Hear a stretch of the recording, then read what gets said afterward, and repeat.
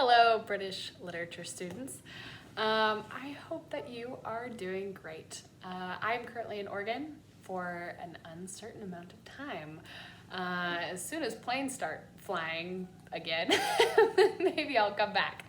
I actually have a flight out next Saturday, but I don't know if I'm going to be able to take it. So I'll keep you updated and we will work with each other. I'm sure that you have been doing lots of connecting with your teachers online, so hopefully this won't be too new.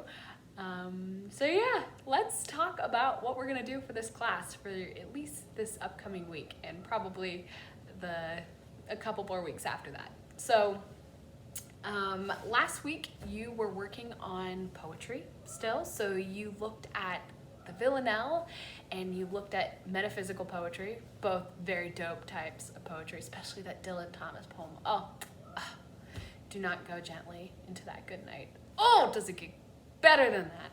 I don't know. Probably not. Sorry, I've shot this a bunch of times and I'm pretty hyper, so keep drinking coffee. What else are you gonna do when you're home alone?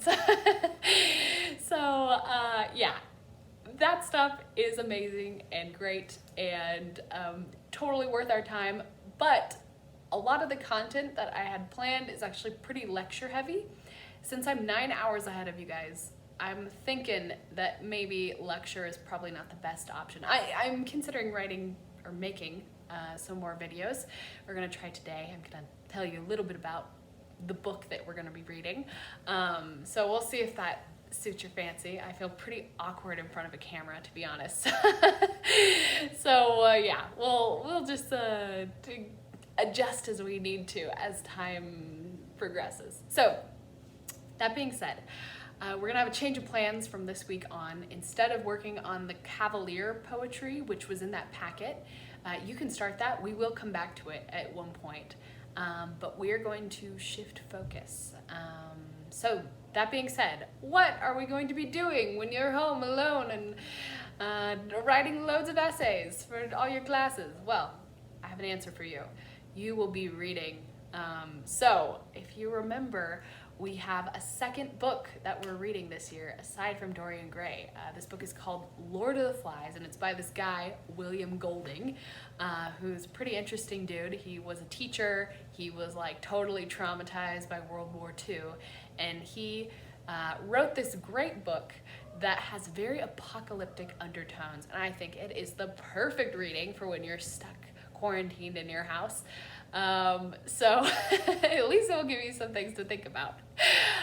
So this week you're gonna read the first 5 chapters, and yeah, that's basically the task I'm assigning you. I'm thinking that next week, after you've read those first 5 chapters, and I think I might make you a quiz for next week. So you'll want to have at least some things, and you'll want to have read it by next Monday when we have this class again. So outside of basically knowing what happens in those first couple chapters, you're going to upload the poems that you've written so far. So the first 4 poems, the sonnet, the Anglo-Saxon lament, the Villanelle, and the metaphysical poem. You're gonna type those up and throw them onto the Google Drive. So I'm gonna start using the Google Drive as like the main way of providing you with materials, so a PDF, for example, of Lord of the Flies will be available for you there. It'll also be the place where you are uploading documents. So within that folder that I sent you, you'll find your class, and if you click on the class, you'll find your name. So within the folder with your name, that's where you're gonna put everything. I hope that this will be really easy. So just save that drive or that folder for British literature onto your drive. Oops. And yeah, we'll move on from there. Okay, so if you can hear any singing in the background, I have an aunt who lives with me who has special needs, and sometimes she sings. So I was just watching the first part of the video, and you can hear her a lot. You can just count it as some aesthetic, some extra vocalization.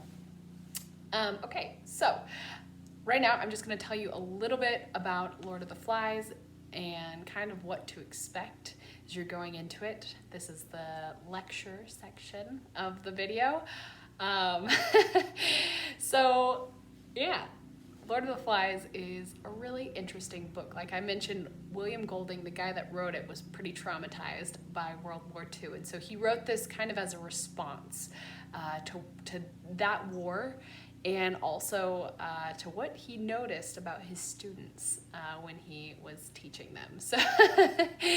So basically this story is about a group of people, young boys. I think the oldest is like maybe 12, so from like 4 to 12-year-olds, and their journey and their response to being trapped on an island. And so basically, this explores human nature, it explores good and evil, and just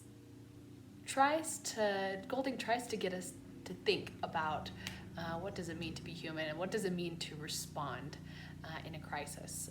So like I mentioned, this is like a perfect book to read during something like a pandemic, because it's this huge human huge thing that kind of garners all human attention, and people's character really comes out in this. I mean, you have people who are like helping others, you have people who are buying tons and tons of toilet paper so then they can, hoard it all. I just read this article from the New York Times about this guy in Tennessee who drove around in a 1,300 mile circumference, bought up all of the hand sanitizer and Clorox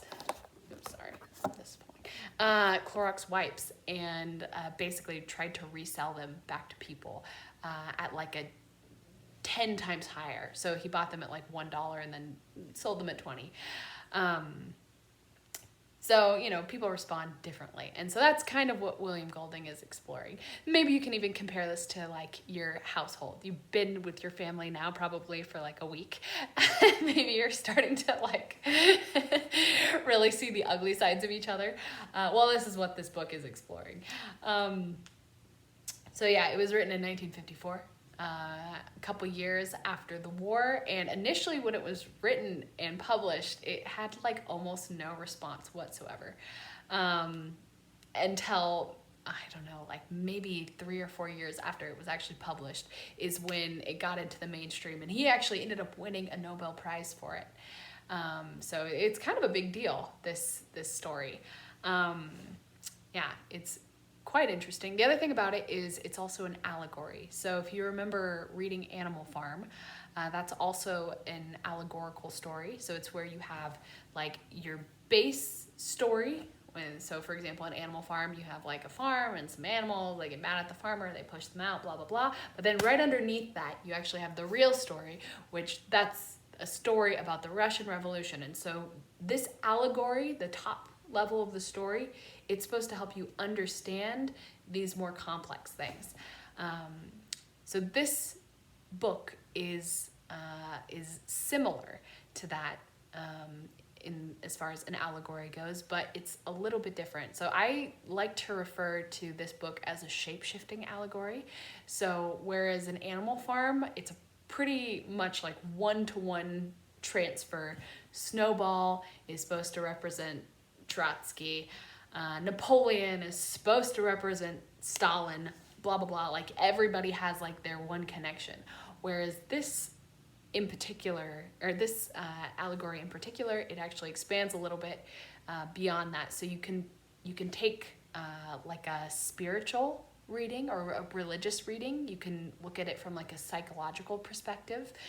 This could be something like going on in the mind of like one human. You could look at it as like a social moral reading, trying to like gauge humanity altogether.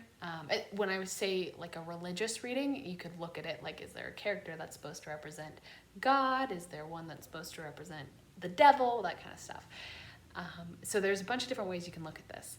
All of them carry a similar message, but you can, each different reading will have slight nuances to it. So that's one of the cool things about it. Yeah, okay, is there anything else I need to tell you? Well, if you have any questions, feel free to reach out. I am around these days, so yeah, let me know if there's any confusion. Good luck. I hope you enjoy the reading.